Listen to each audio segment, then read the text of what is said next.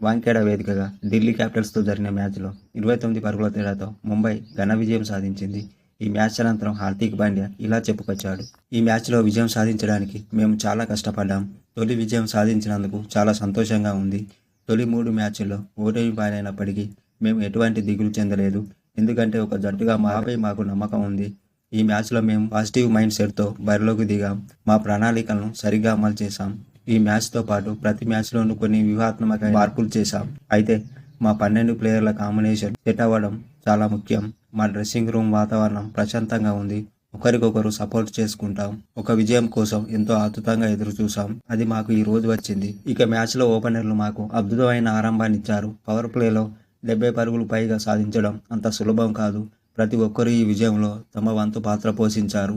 Romario తన power చూపించాడు. అతడు ఆడిన ఇన్నింగ్స్ కోసం ఎంత చెప్పుకున్నా తక్కువే. అతడే మాకు విజయాన్ని అందించాడు. రొమారియో ఆడిన ఇన్నింగ్సే మా విజయానికి, ఢిల్లీ ఓటమికి ప్రధాన కారణం. ఇక ఈ మ్యాచ్లో నేను బౌలింగ్ చేయాల్సిన అవసరం రాలేదు. ఖచ్చితంగా జట్టుకు అవసరమైనప్పుడు నేను బౌలింగ్ చేస్తా అని మ్యాచ్ అనంతరం ఇలా చెప్పుకొచ్చాడు హార్దిక్ పాండ్యా.